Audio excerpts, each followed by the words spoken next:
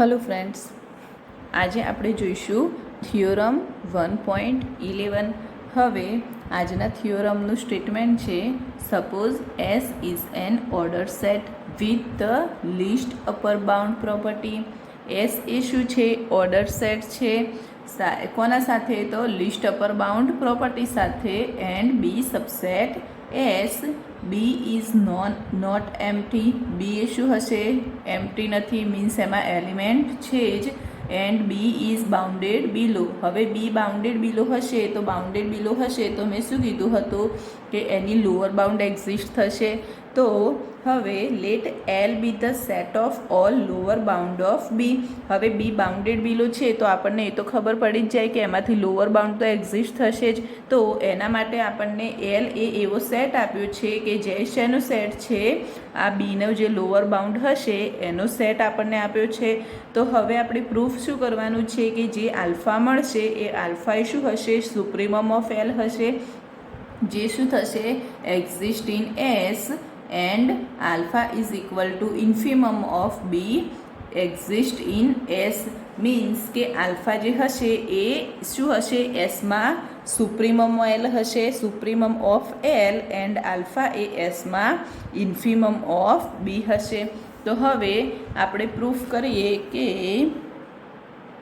પ્રૂફમાં પહેલાં આપણને અહીંયા શું આપ્યું છે? એસ તો ઓર્ડર સેટ છે and the E subset S છે, અહીંયા બી સબસેટ એસ છે and B is non empty and B is bounded below. હવે બાઉન્ડેડ બિલો છે તો આપણે એની લોઅર બાઉન્ડ એક્ઝિસ્ટ થતી હશે તો આપણે કોઈ બી લોઅર બાઉન્ડ આપણે લઈએ અને જેમાં શું આપ્યું છે? L the set of all lower bound of B. તો આપણે પહેલાં લોઅર બાઉન્ડનો સેટ લખીએ તો એમાં લખીશું કે since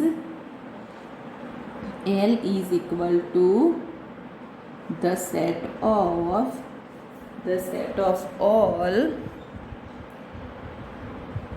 lower bound of B। આપણે શું લઈશું? પહેલાં આપણે એલ એ કેવો સેટ લીધો? તો the set of all lower bound of B. બીના લોઅર બાઉન્ડ લીધા। હવે એમાં કોઈ તો એલિમેન્ટ તો આપણે લેવો જ પડશે કેમ કે બી ઇઝ નોન એમ્પ્ટી। તો આપણે અહીંયા હું એક એલિમેન્ટ લઈ લઉં જે વાય બિલોંગ્સ ટુ એસ। હવે વાય મેં એસમાંથી કેમ લીધો? કેમ કે અહીંયા આપણે આ જે ઈ સબસેટ બી સબસેટ એસ છે તો આ શું છે? બી અને આ એસ છે। હવે આની લોઅર બાઉન્ડ એક્ઝિસ્ટ થતી હશે એ અહીંયા મળશે ક્યાંક, તો એ અહીંયા મળશે। એ શેમાં હશે? જેમ કે બિલોંગ્સ શેમાં કરશે? એસમાં જ બિલોંગ કરશે। તો આપણે લીધું Y belongs to S and Y is a lower bound of B. Y એ શું થઈ ગયું? બીની લોઅર બાઉન્ડ થઈ ગઈ। હવે જો વાય એ બીની લોઅર બાઉન્ડ થઈ તો આપણે એ તો ક્લિયર જ છે અહીંયા કે આ એલ હશે એ શું હશે? સબસેટ એસ હશે। કેમ કે આ જે મેં વાય લીધો આ એ વાય એ કયા સેટમાં લીધો? આ જે જેમ કે હું અહીંયા એક સેટ બનાવી દઉં, આ જે એક અહીંયા સેટ બનાવી દઉં, આ સેટમાં મેં વાય લીધો। હવે આ વાય જે છે એ શેમાં છે? એલમાં છે। તો એનો મતલબ એ બી થાય કે આ એલ જે હશે એ બી શું હશે? સબસેટ એસ હશે। તો એના પરથી આપણે એમ લખી શકાય કે ધેન ઇટ ઇઝ ક્લિયર। પહેલાં તો શું થયું? L subset S. આ આપણને પહેલાં શું મળ્યું? એમાં એલ સબસેટ એસ મળ્યા। હવે હું એક બીજો પોઈન્ટ લઉં કે જેમાં લઉં કે બી આપણને શું આપ્યા છે? પહેલાં નોન એમ્પ્ટી આપ્યા છે એન્ડ બી ઇઝ બાઉન્ડેડ બિલો બી છે। મીન્સ કે એની લોઅર બાઉન્ડ એક્ઝિસ્ટ થશે તો આપણને શું આપ્યું છે? B is non empty and B is bounded below R given. આપણને આટલું આપ્યું જ છે। હવે જો આટલું આપ્યું છે તો આના પરથી હું એમ લખી શકું કે અહીંયા એલમાં એ જો આ બાઉન્ડેડ બિલો છે તો અહીંયા કોઈ હું એક લોઅર બાઉન્ડ એક્ઝિસ્ટ આની કરી શકું તો એની હું નામ આપી દઉં બીટા। તો એ બીટા બી શેમાં હશે? એલમાં બિલોંગ કરશે અહીંયા। તો એ પરથી હું લખું કે અહીંયા there exist beta belongs to S. Means આમ તો એસમાં જ હશે ને કેમ કે એલ એ શું છે? Subset S. તો એ શેમાં હશે? બીટા એ એસમાં હશે। Such that beta is a lower bound of B. બીની લોઅર બાઉન્ડ થઈ ધેરફોર બીટા એ એસમાં હશે એનો મતલબ અહીંયા આપણે પહેલાં એસમાં લીધો પરંતુ અહીંયા મેં બીટા લીધા એ beta belongs to L B થશે તો એને આ રીતે બી લખાય કે beta belongs to L and beta એ જો એલમાં હશે તો એનો મતલબ કે એલ ઇઝ નોન એમ્પ્ટી હશે તો હું અહીંયા લખી શકું કે therefore L is not equal to 5. હવે આ L is not equal to 5 B થઈ ગયા. Now by definition of L હું એલની ડેફિનેશન પરથી લખી શકું કે it is clear that every x belongs to બી.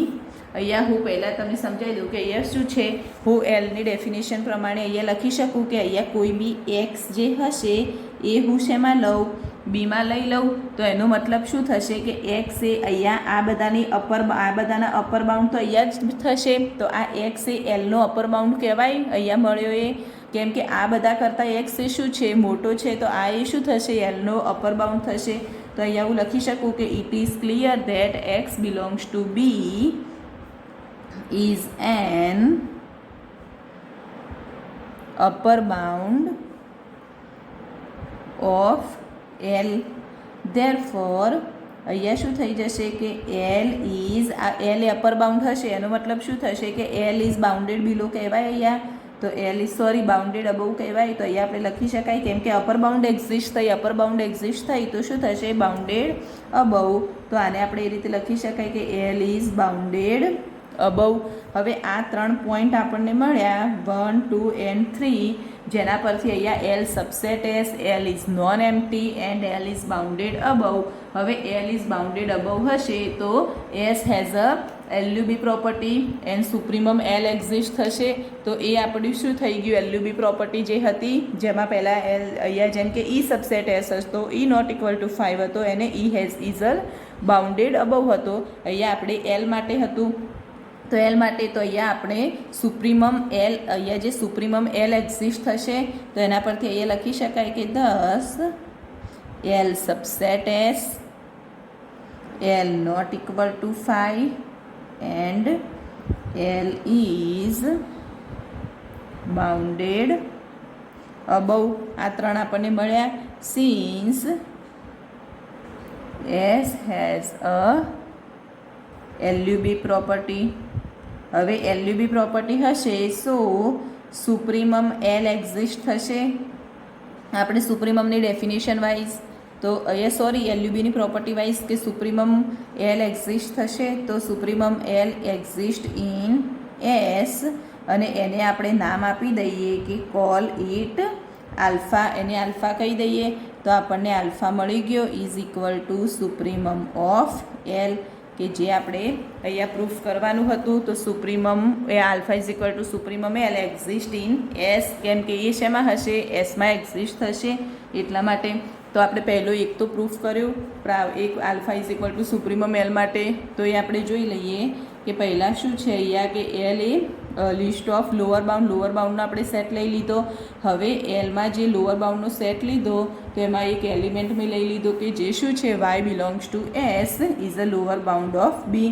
હવે આના પરથી આપણને ખબર પડી જાય કે આ વાય જે મેં એસમાં લીધો અને એ શું છે વાય એ લોઅર બાઉન્ડ ઓફ બીનો છે તો હું અહીંયા એક સેટ બનાવી દઉં અને એલ કહું કેમ કે એલ એ શું હતો લોઅર બાઉન્ડનો સેટ હતો.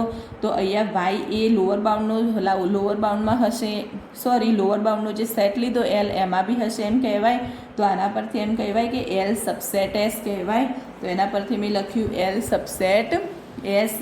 અને હવે બી ઇઝ નોન એમ્પ્ટી જે આપણને સ્ટેટમેન્ટમાં આપેલું છે કે B is non empty and B is bounded below R given there exist. જો બાઉન્ડેડ બિલો હશે બી તો એમાં મેં એ શું લીધું કોઈ બી બીટા એક્ઝિસ્ટ થશે મીન્સ એની લોઅર બાઉન્ડ એક્ઝિસ્ટ થશે જે બીટા મેં શેમાં લીધી એસમાં લીધો. હવે બીટા એ લોઅર બાઉન્ડ હશે બીની તો આ બીટા જે હશે એ બિલોંગ્સ ટુ એલ પણ કહેવાય. એનો મતલબ શું કહેવાય કે એલ પણ નોન એમ્પ્ટી થઈ જાય કેમ કે એલમાં પણ એલિમેન્ટ છે. તો હવે એલ ઇઝ નોન એમ્પ્ટી તો એના પરથી કહેવાય કે એક્સ જો હું બીમાં લઈશ તો એ શું થશે એલની અપર બાઉન્ડ થશે. એનો મતલબ કે અપર બાઉન્ડ એલની એક્ઝિસ્ટ થાય તો એલની બાઉન્ડેડ અબવ પણ કહેવાય. હવે આ ત્રણ જે પ્રોપર્ટી હતી, L subset S, L is non empty and L is bounded above, તો કોઈ બી સુપ્રીમમ એલ એક્ઝિસ્ટ થશે.